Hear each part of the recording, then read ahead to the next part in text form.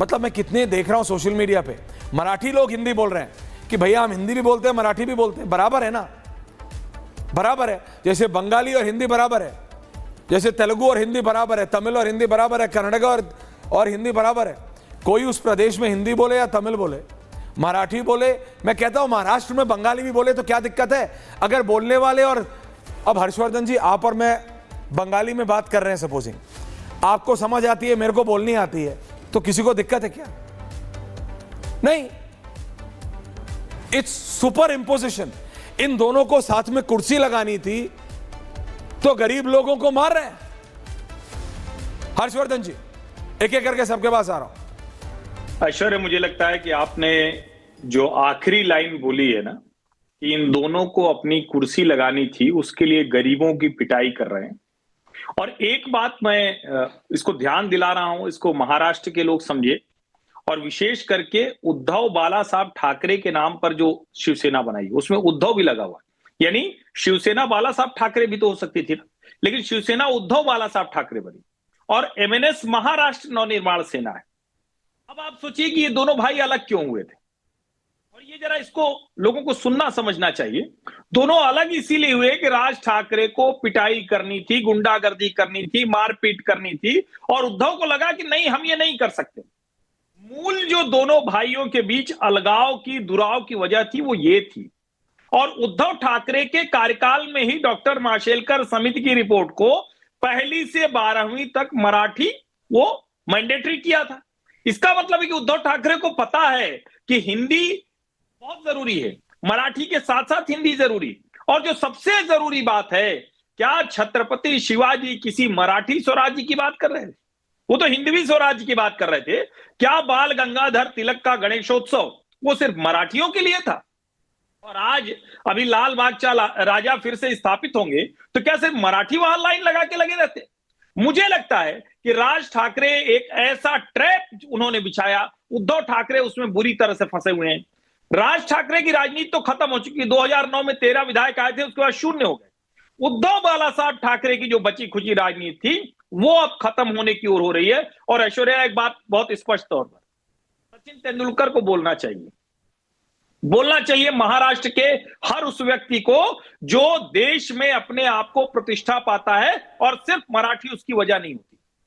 बोलना चाहिए हर उस व्यक्ति को जो मुंबई में बैठा हुआ है उस शहर के कॉस्मो चरित्र की वजह से, यानी सब लोग आते हैं। ये दिल्ली, मुंबई, हैदराबाद, चेन्नई, कोलकाता, ये कोई वहां के लोग हैं इसलिए नहीं बढ़ी हुई, सब लोग वहां आ सकते हैं इसलिए बढ़ी हुई। फाइनेंशियल कैपिटल इसलिए बनी क्योंकि दुनिया भर के लोग, गुजराती हो, मराठी हो, तमिल हो, हिंदी भाषी हो, कन्नड़ हो, पंजाबी हो, सब वहां मजे से करते हैं। मारवाड़ी कारोबार करना चाहता है तो करता है, कहीं से भी उठकर चला जाता है। और अगर वो सब नहीं होते, जो आप बिल्डिंग दिखा रहे हैं ना, ये जो 70-75 हजार करोड़ का बजट है, ये न मिलता। शिवसेना के कॉर्पोरेटर 100-100 करोड़ के आदमी, 50-50 करोड़ के आदमी नहीं होते। ये जो शाखा प्रमुख हैं जो वहां के, वो करोड़ों के आदमी नहीं होते। मुझे लगता है कि ये हर मराठी को बहुत अच्छे से सोचना समझना चाहिए कि उसके आसपास जो महाराष्ट्र की प्रतिष्ठा बढ़ी है वो बढ़ाने में सबका योगदान है, हर भारतीय का योगदान है। और अगर ये गुंडागर्दी चलती रही तो वो प्रतिष्ठा धूमिल हो रही है। और अच्छी बात है कि मराठी इसके खिलाफ खड़ा हो रहा है। समीर चौगांवकर साहब को लाइए। रोहित में आ रहा हूं, रत्नाकर त्रिपाठी जी हैं, ऋषि मिश्रा जुड़ रहे हैं, जुड़ गए हैं। हाँ। चौगांवकर साहब, सुना अभी हमने हर्षवर्धन जी को, लेकिन कभी बोलेंगे क्या सचिन तेंदुलकर या कोई भी वो? नितेश राणे ने, शोएब जमुई जी, हो सकता है आपको खराब लगे, लेकिन गलत क्या बोला? क्या कभी उद्धव ठाकरे या क्या कभी राज ठाकरे या क्या कभी सुप्रिया सुले, आमिर खान जिनके वो घर जाते हैं, वो उनके घर आते हैं, उनसे बोलेंगे क्या मराठी बोलो? कभी जावेद अख्तर को बोलने की हिम्मत करेंगे क्या मराठी बोलो?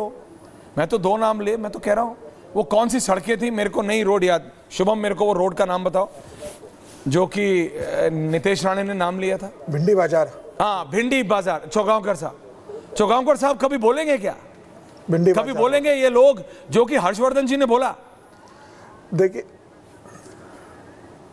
बिल्कुल देखिए ऐश्वर्य भाई, राज ठाकरे और उद्धव ठाकरे दोनों अपने पिता के साथ गद्दारी कर रहे हैं उद्धव ठाकरे बाला साहेब ठाकरे के साथ और राज ठाकरे श्रीकांत ठाकरे उनके पिता के साथ, और उनके पिता के अपने पिता के साथ नहीं, अपने दादा जो बाला साहेब ठाकरे के पिता थे प्रबोधनकार ठाकरे, उनके विचारों उनके साथ गद्दारी कर रहे हैं। प्रबोधनकार ठाकरे हिंदुत्व की बात करते थे, बाला साहेब ठाकरे हिंदुत्व की बात करते थे। जब बाला साहेब ठाकरे ने भारतीय जनता पार्टी के साथ गठबंधन किया पहली बार बीएमसी के अंदर, तो बाला साहेब ठाकरे से पूछा गया कि आप तो मराठी की बात करते हैं, भारतीय जनता पार्टी तो हिंदुत्व की बात करती है। तो बाला साहेब ठाकरे ने कहा इस बात को कि मैं हिंदुत्व की बात करता हूँ, मैं हिंदू पहले हूँ, मराठी बाद में हूँ, मैं महाराष्ट्र में मराठी हूँ और भारत के लिए मैं हिंदुत्व हूँ, मेरा हिंदुत्व पहले है मराठी से पहले। जिस बाला साहेब ठाकरे ने हिंदुत्व की बात की, उस बाला साहेब ठाकरे के विचारों को आज उनके बेटे और भतीजे पूरे महाराष्ट्र के अंदर त्याग करने का काम कर रहे हैं और गुंडागर्दी की जिस तरीके से कर रहे हैं। मैं तो इनसे पूछना चाहता हूं, अगर ये मराठी की बात करते हैं तो इन्होंने किसे राज्यसभा भेजा? शिवसेना ने। शिवसेना राज्यसभा भेजती है राम जेठमलानी को जो मराठी नहीं है। शिवसेना राज्यसभा भेजती है प्रियंका चतुर्वेदी को जो राज्यसभा मराठी नहीं है। शिवसेना राज्यसभा भेजती है संजय निरुपम को जो मराठी नहीं है। शिवसेना राज्यसभा भेजती है प्रीतिश नंदी को जो मराठी नहीं है। अगर आप मराठी अस्मिता की बात करते तो मराठी लोगों को राज्यसभा भेजते, क्यों प्रियंका चतुर्वेदी को आपने राज्यसभा भेजा? वो तो ये मराठी नाम के वोट ये सब इनके लिए थोड़ी है चौगांवकर साहब, ये सब इनके लिए थोड़ी है, ये सब तो जनता के लिए है। उस जरा तस्वीरें चलाइए, फेरी लगाने वाले को मार रहे हैं, मिठाई की दुकान वाले को मार रहे हैं, ऑटो चलाने वाले को मार रहे हैं, सड़क चलते को मार रहे हैं, आपस में बात कर रहे हैं, ए तू मराठी नहीं बोल रहा बैठ। ये क्या है? आपस में थोड़ी है। अभी ये जाएंगे आमिर खान के घर, अभी ये जाएंगे सलमान खान के घर, अभी ये जाएंगे शाहरुख खान के घर, ये जाके हर्षवर्धन जी आपको लगता है कभी बोलेंगे शोएब जमै जी मराठी में बोल, मराठी में बोलेंगे क्या ऐसे? कभी नहीं तो मारूंगा थप्पड़, ऐसा होगा? कभी नहीं होगा। ये आप भी जानते हैं, मैं भी जानता हूं। It is just for the people. Shoaib जमै जी, ये सिर्फ लोगों के लिए है, ये सिर्फ लोगों के लिए, लोगों को आपस में लड़ाने के लिए है, क्रिएटिंग अ डिस्प्यूट है। आप मुझे बताइए जमै साहब, क्या बंगाल में जाके हिंदी कम बोली जाती ना, लेकिन ऐसे थप्पड़ मारते हैं क्या? क्या अभी जब हम पंजाब हरियाणा जाते हैं, क्या वहां पे हिंदी बोलने पे पंजाबी नहीं बोलो तो थप्पड़ मारता है क्या कोई? नहीं ना। गुजरात जाते हैं, क्या हिंदी नहीं बोलो या अगर हिंदी बोलो तो थप्पड़ मारते हैं क्या? क्या मुंह में जबरदस्ती खाखड़ा डाल देते हैं क्या? हैं, फाफड़ा डाल देते हैं क्या गुजरात में जाने पे? ए गुजराती बोलो नहीं तो फाफड़ा खाओ, नहीं ना। आपको जो, अगर आपको आप बोलने वाले हो वो सुनने वाला है। अगर मुझे आती नहीं वो भाषा तो मैं कैसे बोलूंगा? मैं बोलूंगा भाई मैं सीख लूंगा? नहीं, जबरदस्ती है, नहीं है तो रैपट मारूंगा। जमै साहब एंड नितेश राणे, इसमें वो अगर भड़काऊ बयान देते मैं उनके खिलाफ हूं, लेकिन आप मुझे बताइए इसमें क्या गलत कह रहे हैं? आमिर खान कभी बोलेंगे? जावेद अख्तर को कभी बोलने की हिम्मत है उद्धव ठाकरे या राज ठाकरे की? नहीं है जमै साहब, ये आप भी जानते हैं, ये हिंदू मुस्लिम नहीं है, ये जानबूझ के। और सुधांशु त्रिवेदी की मैं बाइट सुना रहा हूं शोएब जमै के पास जाने से पहले। रत्नाकर जी, हर्षवर्धन जी, सुधांशु त्रिवेदी की वो 80-20 वाली बाइट सुनिएगा, उसमें एक नया एंगल आया। सुधांशु त्रिवेदी, आशा पे लड़ाओ, क्षेत्र में लड़ाओ, जाति पे लड़ाओ, अमीर गरीब में लड़ाओ, एक एजेंडा है कि 20% अपना है, 80 में टुकड़े करना है, टुकड़े करने के नए नए तरीके खोजने हैं। अभी आपने क्या बोला? 20% अपना है, 80 में टुकड़े करना है। नहीं, अभी आपने क्या बोला कि 20% अपना है? आप 20% कह रहे हैं कि मुस्लिम वोट उनका है, 80% तोड़ना है। नहीं, और 20% तो बहुत पक्का वाला वोट है ना। 20% तो बहुत पक्का वाला वोट है ना जमै साहब, 80% को तोड़ना है। मैं आपका ओपनिंग रिमार्क्स चाहता हूं जमै साहब। देखिए ऐश्वर्या जी, इस मामले में ऐसा लगता है कि भारतीय जनता पार्टी और शिवसेना, जो कि दोनों की हकीकत राजनीति